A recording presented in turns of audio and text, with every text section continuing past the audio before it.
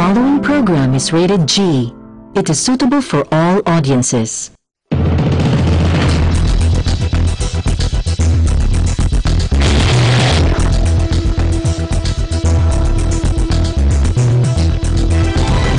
working to connect a region of over 600 new bridges between our lands.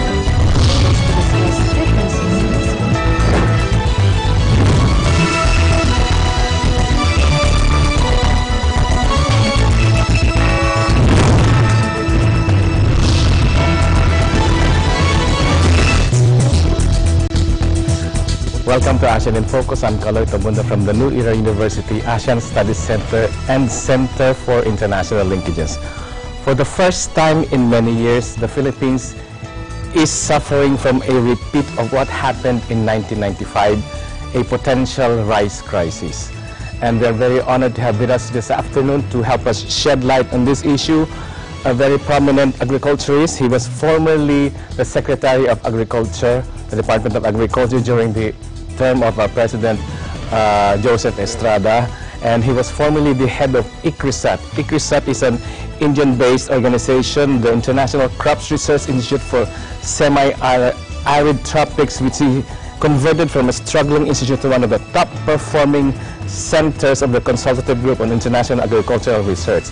Presently, he is connected as founder and chairman of the Inang Lupa movement that advocates and calls to action agriculture modernization and rural industrialization anchored on the 4 pillars of inclusiveness, science-based, resilient, and market-oriented development.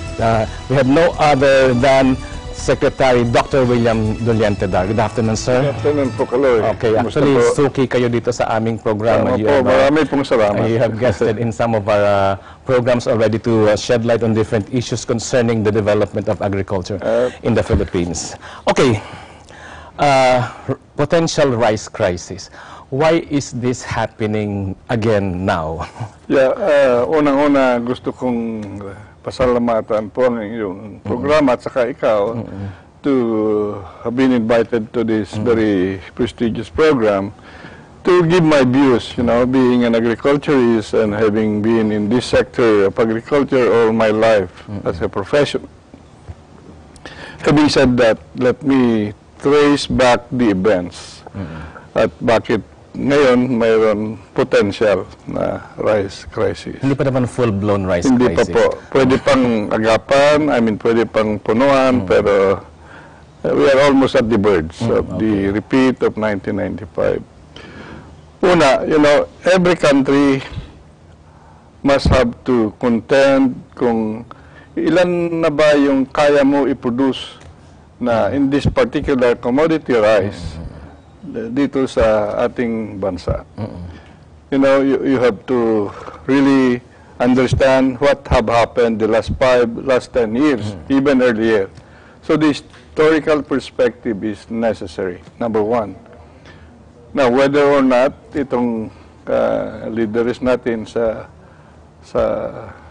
agriculture and or the rice industry have considered looking at the data for the last 5 years in terms of price adequacy level and or the imports that have been done earlier on. Number two to be highlighted is we almost have to have what I call proactive actions or analysis of the situation and decide early enough because alam mo, rice is a political commodity. Yes. We have to admit. So, let's trace back the events. With those two important points to highlight, yung historical perspective mo at saka itong timing mo sa pagde-decision making, I would call this as informed decision making process. Now, when did they start only discussing importing rice? Ako, ang pananaw ko ay let's produce whatever rice we can produce in this country. That's rice self-sufficiency. And continue to build up programs and or activities that will ensure higher levels of productivity for the long term. Hindi lang short term yan. So having said that, kung mayroon kakulangan, there are gaps, there are, say, you know, with historical perspective, the gaps would have been, for the last 5 years, nasa level ng 5 to 10%. Okay. Ang dapat import based on the consumption requirements. So which means we should be producing 90 to 95% of our own rice. That's what we produce today. We are now producing, ang latest actually is 95-96%. Okay. Nandyan na dito, being produced by Our farmers. our farmers. Okay. Which means na yung kakulangan, iplano mo na bago mag-start ng year, iplano mo na, mag-decide na ang kinakaukulan kung ilan, kailan, o ilan million metro tonelada, at kung kailan paratingin itong mga imports, at kung saan mo i-position itong mga imports. So what happened? Now, what happened? Discussions were made in the first quarter, walang decision. Kasi parang there were contentions na, mayroon tayong sapat na production. I was telling them, mayroon akong article sa Manila Times November last year. Sabi ko, importing rice should not be considered a controversial issue because dapat, of course, alamin mo yung sinabi ko na kung i-consider mo lahat yan. The historical data. Yes.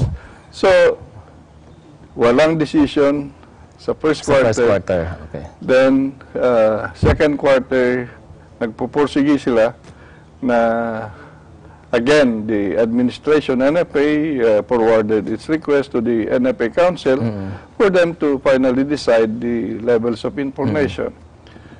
Mayo na nabigyan, I think. That's, if I'm not mistaken, they decided in May. To finally import. Finally import. When they have been traditionally importing starting first quarter? Yes, first quarter. At darating na sa lean months particularly. So ito yung, this aggravated the situation. Yung, sabi ko nga, yung decision na kung kailan na desisyonan ito ay late. Too late. At yung inaangkat ay ngayon lang dumarating at during the rainy season. During the rainy season. Problema ngayon yan. So what how can you unload much faster itong mga dumating tagulan? You mean to say we don't have the facility to protect the unloading? So anong nangyari doon sa mga na-import? There are reports na may bukbok na ito. So, ang daming issues na talagang compounding issues. So, i-clarify lang natin, yung bukbok, of course, nung in-import yan, walang bukbok. Siguro kasi, well, true, pero if there are conditions that will, lead to yung presence of bukbok na specifically, ang tagal na naka-store sa barko, so mabubukbok. So now they have to fumigate that. So again, we really have to really contend that this is every Filipino must have to. Ito ay parang it's a supreme requirement na ating gobyerno ay titingnan niya na dapat isang Pilipino, all Filipinos must have to have affordable food. Kasi there are reports that in some parts of Mindanao, rice is criminally, I call it criminal kasi it's 70 to 80 pesos per kilo. My goodness, napakahirap. Tama po. I mean, sometimes it's unbelievable how can they have allowed this to happen. Yes. So, siguro, let me add another point. In importing rice. Kasi alam natin yung mga neighboring countries natin where we are importing rice from. Vietnam, Thailand, Cambodia, yes. We have to understand when is their harvest period. Yes. Bakit kamo? Because these are the times that you can get it At a lower price. Lower prices. Kasi mas maraming stock. Opo, ganun po.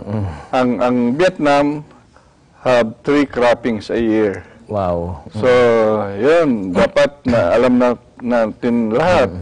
At talking at productivity levels, it brings you kung 3 croppings a year, ang productivity level per hectare per year, ang Vietnam ay nasa 20.5 metric tons. Anong productivity level ng Pilipinas? With 2 croppings a year, nasa 9.5. So, talagang talon-talo tayo. Talon-talo.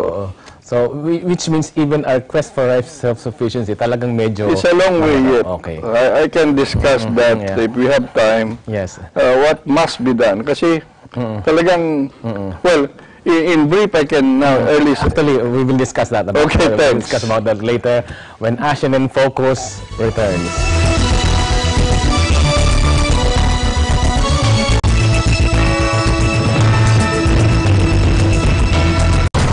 The machine.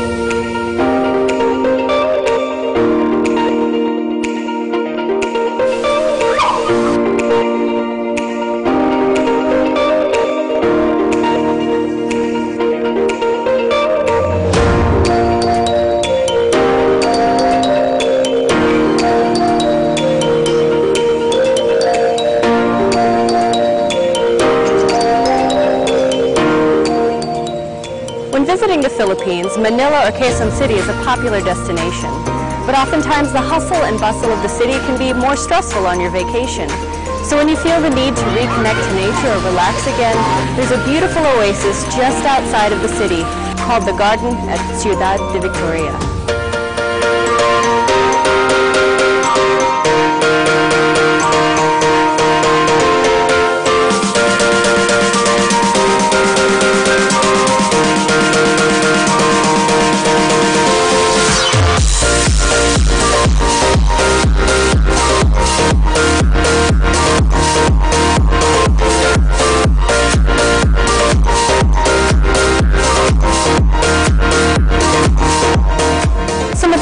That you can see here include hydrangea, snapdragon, and stargazers. They're truly beautiful.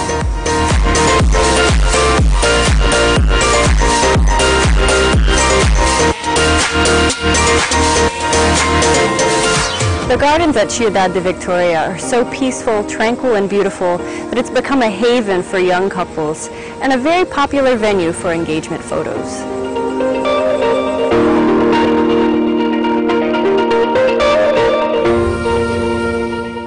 The next time you want an escape from the big city, the garden at Ciudad de Victoria is a wonderful place to visit.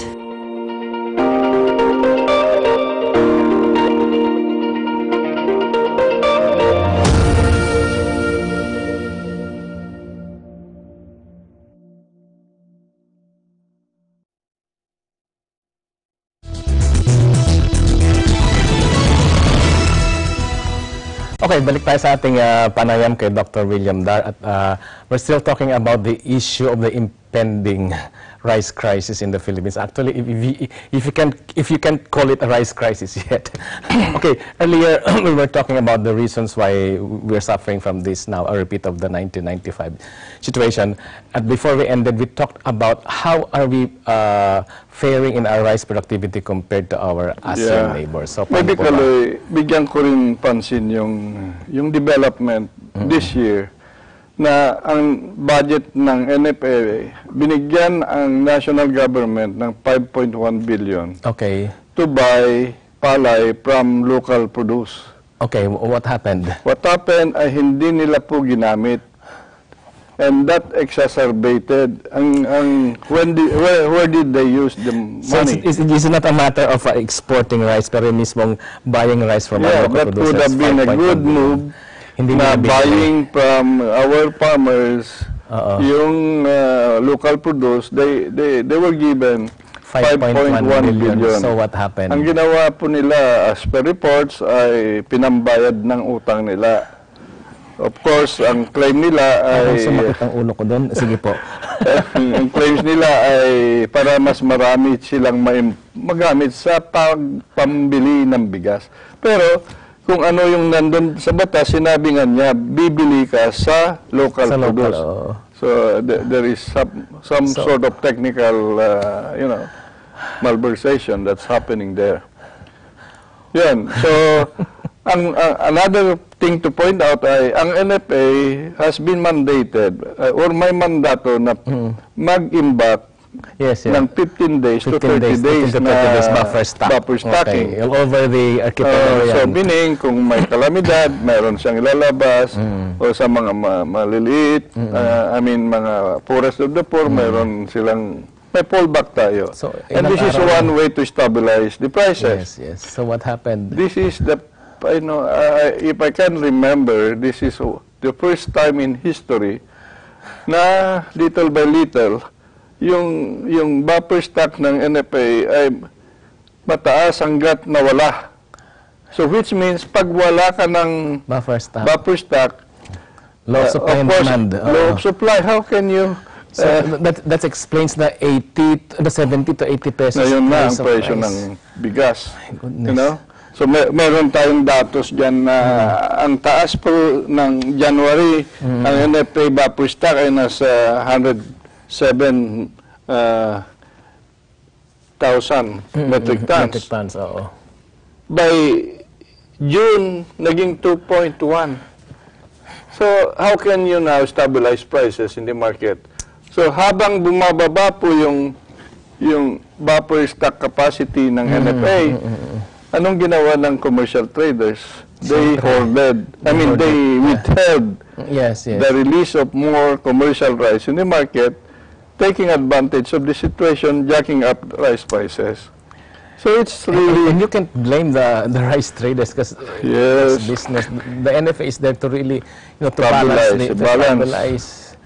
We don't want to point fingers, of course. Now, going back now to your question, kasi tayong mag-rice self-sufficient. Can we compete with our neighboring countries like Vietnam and Thailand? Ito po mga datos. Vietnam has 7.5 million hectares devoted sa rice production. At nasabi ko na kanina na 3 croppings a year. So, sufficiente sila with their population of only 95.5 million. The Mekong River. And the natural resource, free which is irrigation. water, is, 100% irrigation. So, and the yield per unit area, per hectare ay mataas, nasa level na ng 6 metric tons. Almost. So, yun ang factor. That's Vietnam, Vietnam. Thailand ay mayroon siyang level na 11 million hectares. So, mas malaki pa Mas kasi sa malaki. Vietnam. Ang population nila ay 60 million. And, of course, yung production per unit area nila is mas mababa kaysa sa atin, sa Pilipinas. Although, yung cropping intensity nila, because of Mekong Delta, mas mataas, 3 cropping. So they're endowed with all of these natural Yes, endowed resources. in natural resources, even in hectareages. They have a smaller Now, population also. going back to say, what's the cost of producing a kilo of palay? Okay, Vietnam is 650 pesos per kilo per kilo of palay. Thailand is 850. O mas mataas. Mas mataas. Sa atin, ilan? 1250. So how can you compete now, presently, with that high level of, cost of producing a kilo of palay? Which means malabas, it's cheaper to import.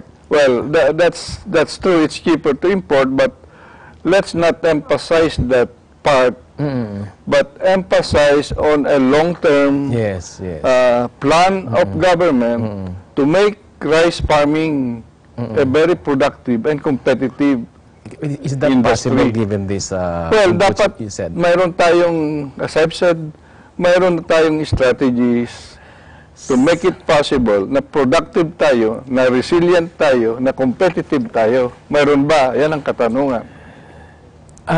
Filipinos are not known to be strategic thinkers. And much more doing implementation. So is there hope?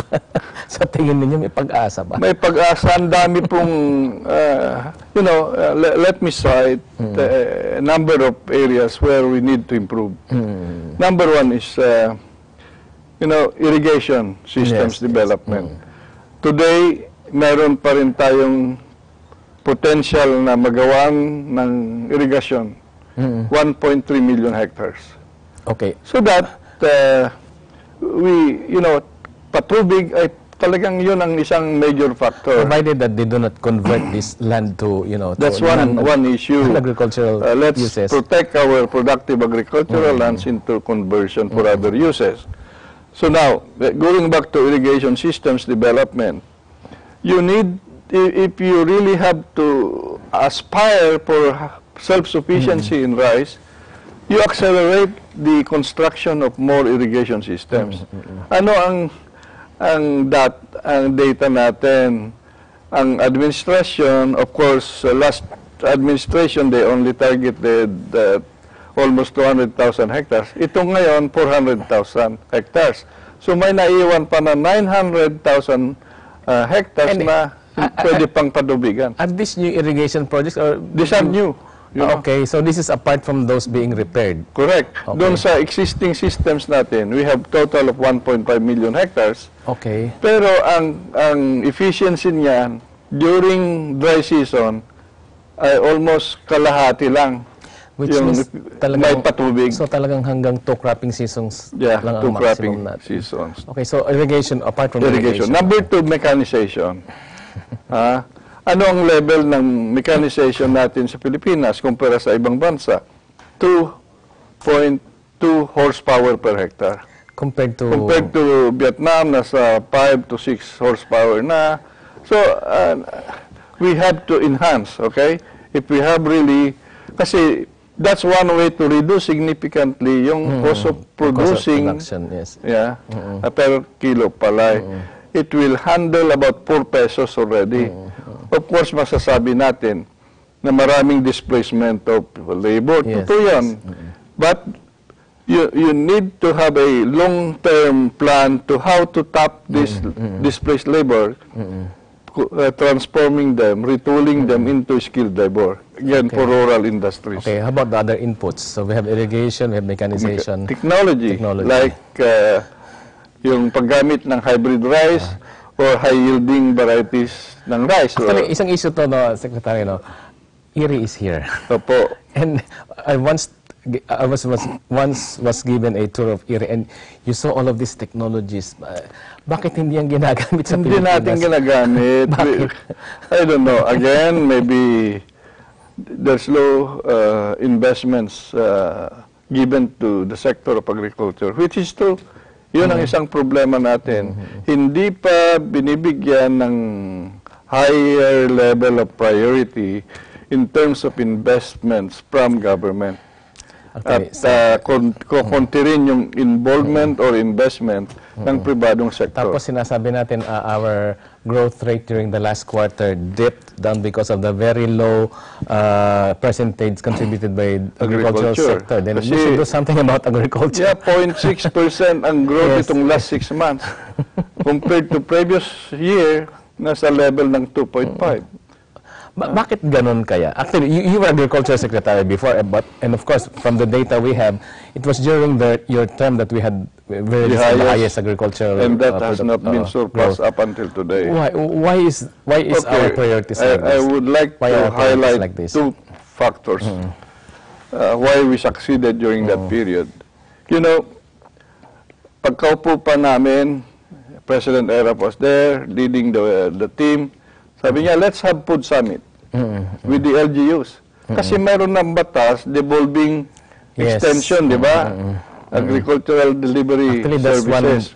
that's one problem recognized, the failure, the stopping of the agriculture extension services because DA was devolved. Correct. So dapat sa LGU mo idadaan na talaga. Dapat dalawa. The LGUs, yes. So yun, partnership yes. ng DA, LGUs with state universities and colleges para magampanan natin yung mas mataas ng ani, mas mataas ng kita. Anyway, so hindi nangyari yun. Okay. Well, nangyari to some extent. There are good partnerships, but hindi na-sustain pa. Hindi po na-sustain over long time. And hopefully, pag na-sustain yan sa mga pag we adopt that again, hindi na mangyayari itong mangyayari ng potential rise. And of course, we need to do something with the management of NFA or with NFA as a whole. At ang pang-apat, kasi sila yung nasa front lines ng war. It's a war against hunger and poverty.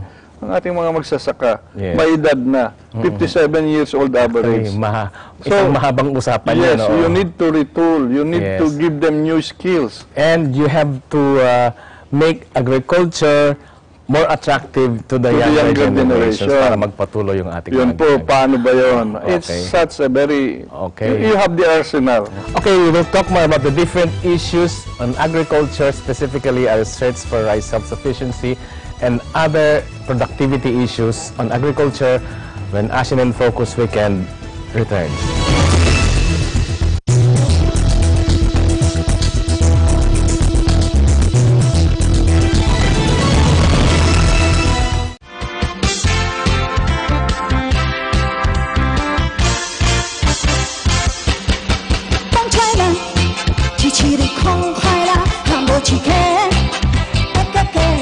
Salamat sa ligalig panibig mo, silbing lason sa pagmamahal.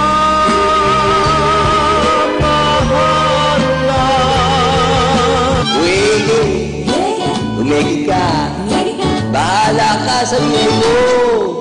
Huwag kang magdaramdam, o aking hirap. Huwag sanang masaktan sa aking paglisan. Humiti, tumawa, magsaya, kumanta, gagaan pati ang problema. Sinipi, la la la, la la la la la la la. Kung very serious ka, baka naman.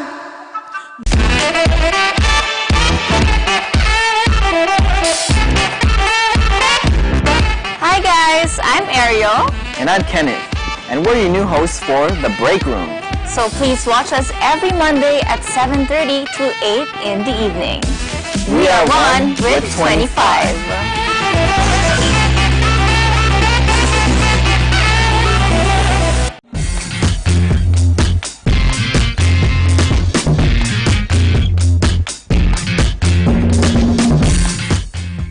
How will we keep the prices down? Pero baka matulungan niyo ako dito. May kaibigan ako taga-Kapitolyo. Baka kilala niyo ho?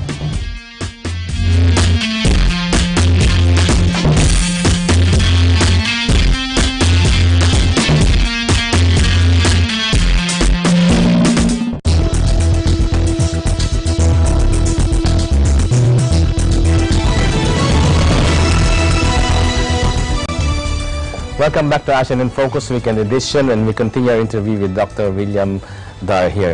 Okay, earlier you mentioned about the issue on our farmers getting old, and there's this seeming lack of interest among the younger generation to take on agriculture. So the question is, how do we make agriculture more attractive to a younger generation? Yeah, that's a very important question, Kaloy. You know, in broad terms, we have to unlock the big potential of Philippine agriculture.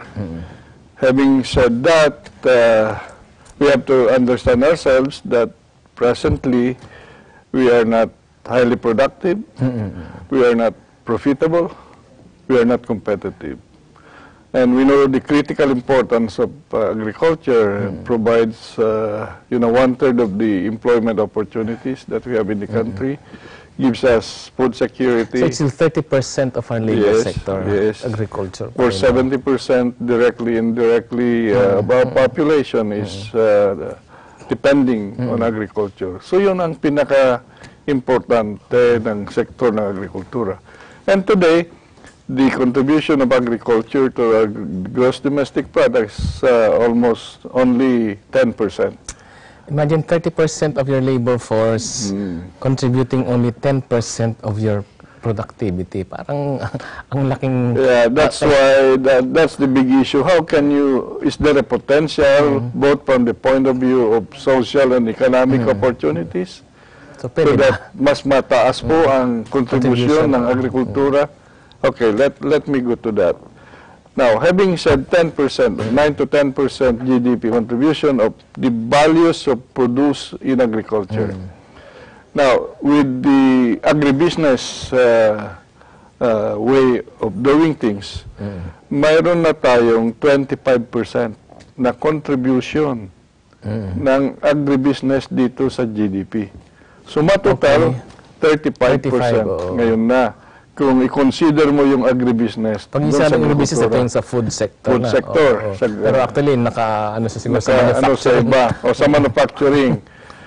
However, dapat ganon ang pananaw natin. Hindi lang ang agrikultura ay production. Primary production. Oo, primary. Dapat i-consider mo yung value adding mo. There you are, processing, manufacturing, and your market potential. And that's where sa market, hindi lang local or national, but international or export. Yes. So, that's the way forward. Yun sa akin. We have to increase levels of production or productivity. We have to now enhance our processing and manufacturing capacities. Rural-based industries must be set up, where we have to plan also production volumes that will go to processing, hindi lang yung surplus from present production. Then we have to plan the markets, both what's being consumed locally, nationally, and what's needed by the exports global. You mentioned rural-based agri-based industries. Rural agri-based industries. This is supposed to be the vision of agrarian reform. Pero anong nangyari ba? Wala po, hindi pa, wala pa, malayo pa tayo doon. Ilang taon na yung ating agrarian reform program? 40 years. Yes. So kung tanong natin, what would be the vision ng Philippine agriculture? Our vision dito sa ating pag-aaral, kasi tayo sa inang lupa ay ganun po ang ginagawa. We are researching, doing analysis of what's happening, forecasting, having foresight studies. We have, the vision must be a modern, competitive, and resilient Philippine agriculture anchored on rural industrialization. Okay. Yun. Hindi mo na mapaghiwalay yung modernization and that of industrialization. Yes. Dapat kasama. So, dati-dati may batas dito sa ating bansa called AFMA. Agriculture and Fisheries Modernization in Agriculture. Pag-uusapan natin mamaya. Ano nangyari sa AFMA kasi? So, ang ating pananaw now ay dapat hindi na lang AFMA, AFMIA. What's AFMIA? Agriculture and Fisheries Modernization and Industrialization. Dapat isama na. Okay, pero alam naman natin kung ano nangyari sa AFMA. Anyway, balik tayo sa tanong natin kanina, sir. How can you make agriculture now attractive to the youth? Kasi I often ask this because I was involved once in an evaluation of the AFMA performance. And lumabas doon sa isa sa mga focus group discussions na ginawa namin somewhere, I think that's in Davao. Meron nagsabi isang bata youth. Sabi niya, mahirapan kaming pumasok sa agriculture kasi ang tingin sa agriculture ay madumi. Tapos sabi niya, eto nga pag nanliligaw ka pag nalaman nung nanay nung nililigawan mo na ikaw ay magsasaka ay hindi ka papansinin. Tama Pero if po. you're engineer daw, ipagtitimpla ka pa ng kape, asikasuhin ka mabuti. So, may mindset kasi na gano'n, may mindset. We have to remove that mindset. How do we remove that Removing mindset that now? mindset is through agribusiness, okay? As Okay. the framework. That being said, agribusiness as the framework, we need now, starting from elementary, secondary, up to tertiary, reinvent the curricular programs by way of institutionalizing what we call the entrepreneurial paradigm. Okay. Okay, why? Today, presently, itong mga higher educational institutions, ang paradigm na andun ay, okay, to produce graduates with gainful employment. Yes, diba? yes, oo. Dapat hindi lang yon.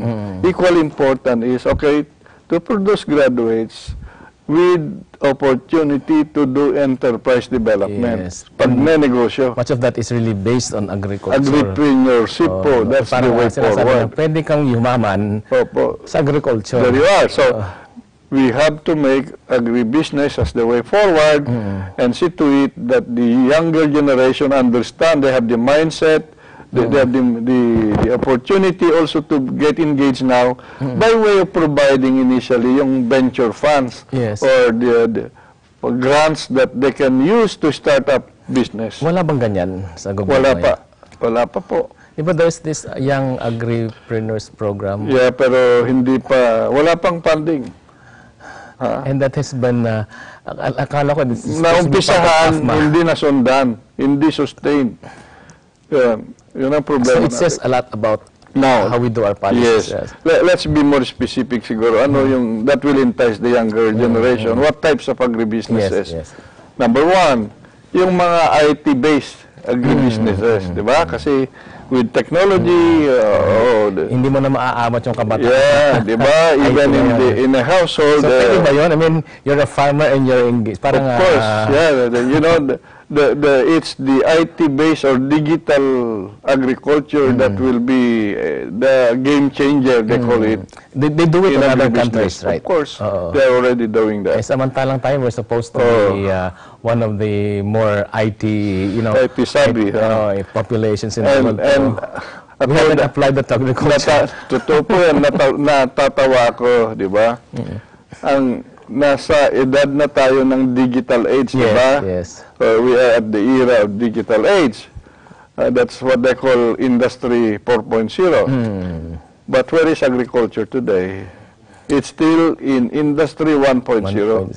So yung agwat, we have to now really enhance. And you need to modernize, you need to industrialize, use digital technology. Isn't it a bit like you mentioned earlier, our farmers are now 57 to 60 average. And there's no one taking over. Their children are out there. Of course, that's the bigger challenge. So the children are shying away from doing the same farming activity. The parents are. So you think we're not doing enough? Kasi ngayon hirap na tayo. We have the farmers who are senior citizens already. Yeah, we are not doing enough. After they're gone, nobody's taking over. Produce the food that the future generations. Everybody wants to go to IT actually. Pero that's one incentive to bring back the younger generation, IT in agriculture. How is that? Yun nga, okay, encourage them, say, apps, for example, development of apps na monitoring prices, monitoring or even the soil health condition, market, things like that. Drone technology is coming, it's almost there. But the thing is, nobody's investing there, even the government. Correct. That's why in one of my articles I said, in terms of this digital technology for agriculture, itong mga research institutions led by those funding institutions like DOST-PCARD, DA-BAR, and CHED, they should form a platform with which you can promote these newer technologies that are called digital technologies for agriculture. And sa elementary pa lang dapat pinapasok. Yes. I remember when I was still, anyway, decades ago, when I was still in the elementary grades, we had the subject gardening parang nawala na. Nawala, so dapat ibalik. What is your Inang Lupa movement doing about this? Yeah, we are advocating again the 4 pillars with which we believe that the Philippine agriculture can grow and develop. Inclusivity, di ba? Ang mga farmers, mga fisher folks nasa sentro ng development process. So everything, planning, implementation, monitoring kasama nila, but using a collective approach. Groups, associations, co-ops. Second pillar po ay science-based agriculture. Yun nga, digital technologies, one. Use of hybrids sa rice and or other crops, hybrid. That's why the Philippines now is 100% self-sufficient in corn because we are. of the hybrids developed by the private sector companies. Bakit sila nag-invest sa corn? It's one of the most globally traded commodity seeds, corn, because of our livestock, you know. Yes, yes. So, yes, talagang we really have to plan all this out in a holistic manner. Anyway, sabi niyo, our farmers are retiring, are dying. Aren't you seeing a parang crisis in the near future when all of the old farmers are gone? Tama ka. 5 and nobody's raising an alarm. We should raise the alarm. I have started raising the alarm. Dapat both executive and the legislative must come together, institutionalize all possible means with which we can entice the youth and encourage them to be there in agriculture and in agribusiness. How will you describe their response? Maraming millennials na gustong magnegosyo. Okay. Organic agriculture as one. Sa negosyo, pero we're talking of yung mismong nagbubukang ng lupa. Parang wala na very dismal response. So, dismal. Are you foreseeing a crisis in the near future? Again, we have still 5 to 8 years to make it possible na kaya natin i-handle. So kakayanin natin. Yeah. Now, the reason why I was highlighting agribusiness as the way forward to develop Philippine agriculture, because poverty, you know, our poverty incidence is as high as 30% sa rural areas. And who are in poverty? It's the small farmers, it's the fisher folks. Okay, we will talk more about yung poverty na yan sa rural areas when Asean in Focus Weekend Edition returns.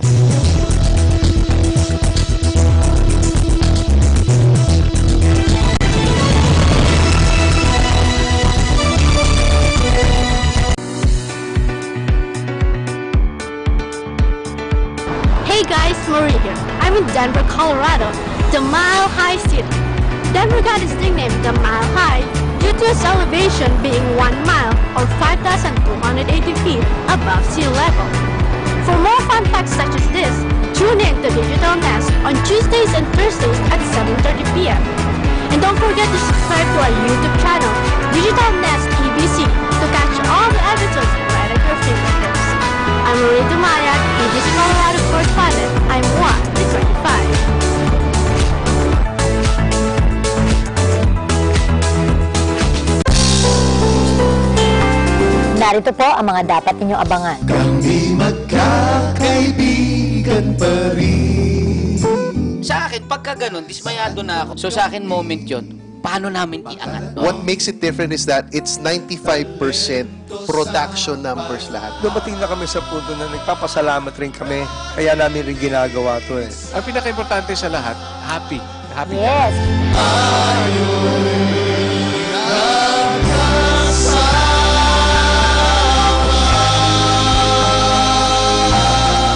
Ang lahat ng yan dito sa programang punong-puno ng pagmamahal, Moments. Know the latest news and information here and abroad. In Aguila, Balita. Track the latest happenings in the provinces in Aguila, Provincia. Be aware of important events in Asia, in ASEAN in Focus. And be updated in the biggest news around the world in Eagle News International. Tune into Mata ng Aguila and get the day's headlines and news that are sharp, accurate, and objective. Only here at Net 25.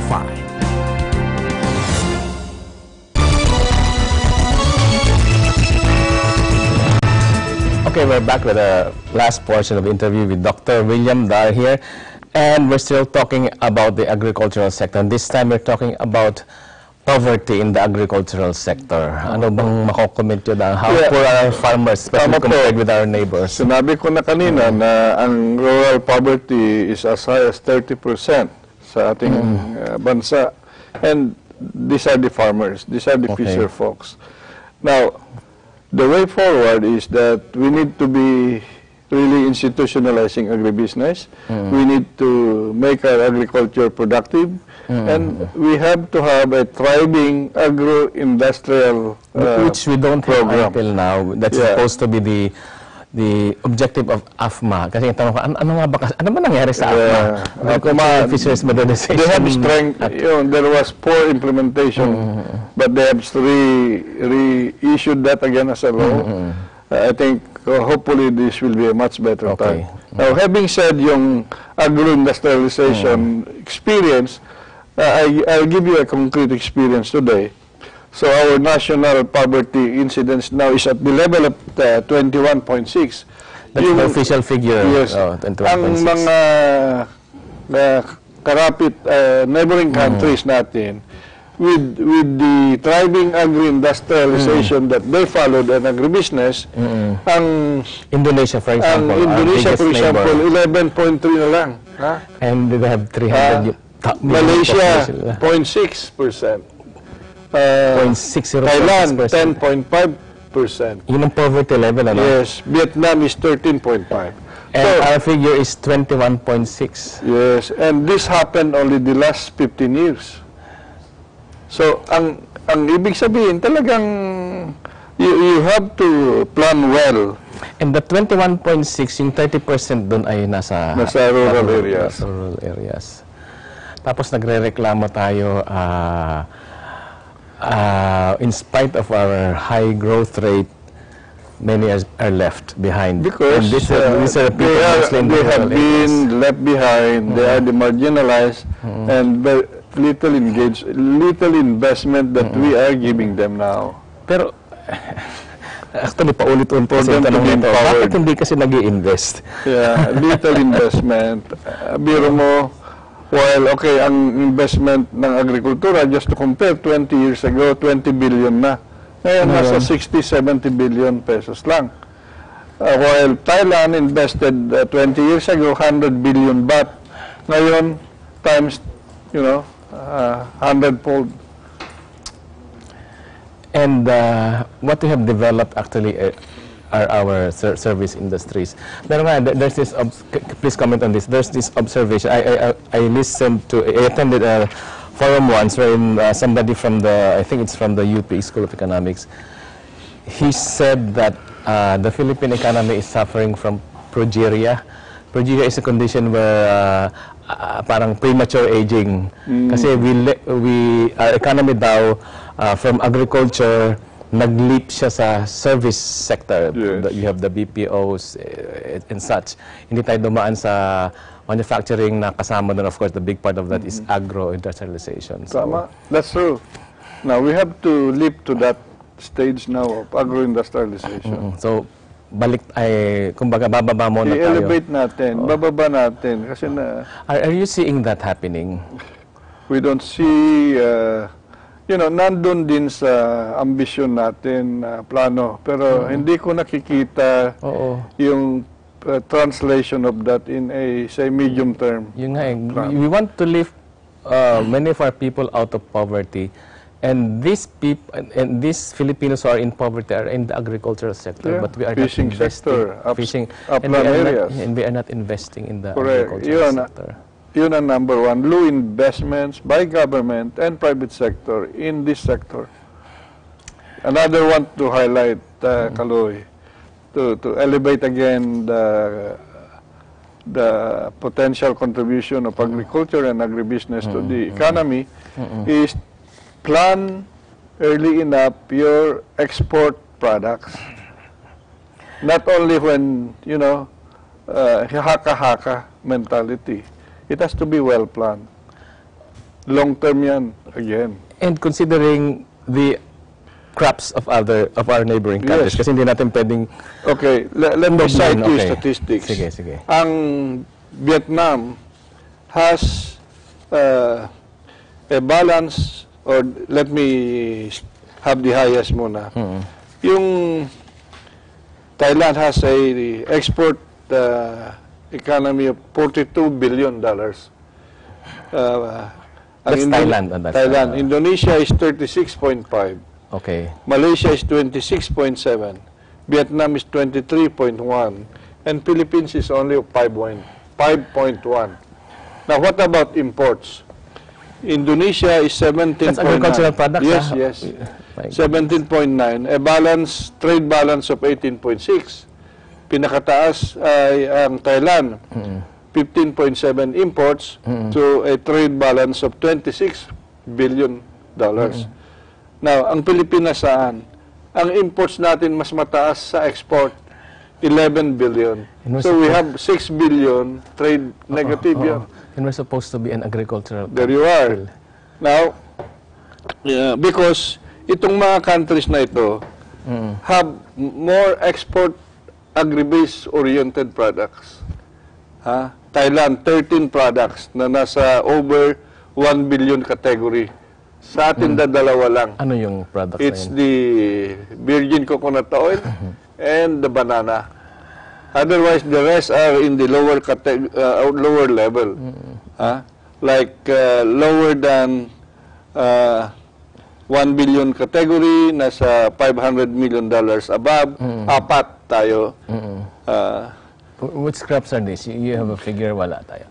Pero giving your experience, ano ba dapat yung mga dapat nating i-develop na agricultural products? Yeah, we have a good listing now of products.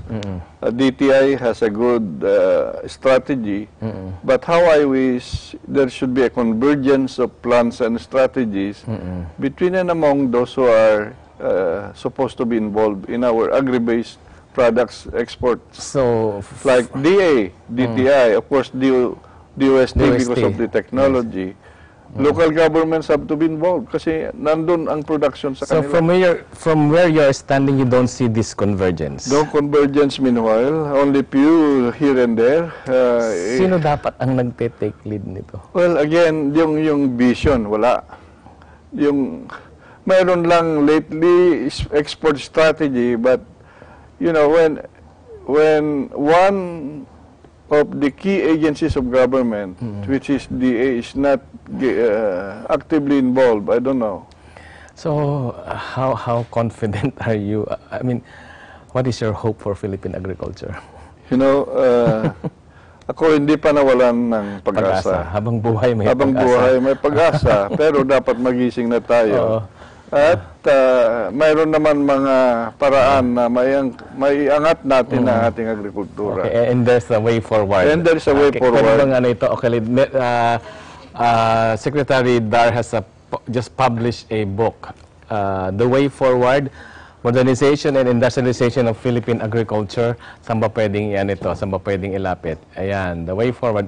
This was launched just recently. Yeah, last week. Last week. Last Thursday. Last Thursday, so this last week of August. Last week of August. No, this September only. This September, first week of September. Okay. So, ano ba tungkol saan ba itong libro nito? The Way Forward, Modernization and Industrialization of Philippine Agriculture. This in cooperation with the Bureau of Agricultural Research from the DA. So, what is your book about? Is there hope here? Yeah, that's the hope. The way forward is for the Philippines to modernize and industrialize its Philippine agriculture. Its agriculture. So, may hope naman. May pag-asa. May pag-asa. So, this is a compilation of your columns published in the Manila Times. So, in short, ano yung sinasabi nito? Ang sinasabi, let's have a long-term plan of ensuring food security in this country, and how can we make it productive, profitable, and competitive. Okay. Pero we're not achieving that because of various reasons. Yes. Yung katulad ng nangyari nga sa potential rice crisis, there's lack of, my goodness, proper management, proper foresight, proper strategic thinking, and good implementation. Good implementation. Pero may pag-asa pa. May pag-asa. So, ako, I think I'm still hopeful. This administration will again realize that we need to invest more, we need to grow more, we need to turn agriculture as an agribusiness. Okay. So, may pag-asa pa. We just need to really move forward and to solve all our current problems, to lift our people out of poverty, to make economic growth more inclusive. Yes. Okay, maraming salamat. Salamat ulit. Maraming salamat. And hopefully you will be in one of our future episodes again. Anytime. Okay. Maraming salamat. That's all, folks. This is Kaloy Tabunda. This is Asian in Focus Weekend Edition. And I'm Juan with 25.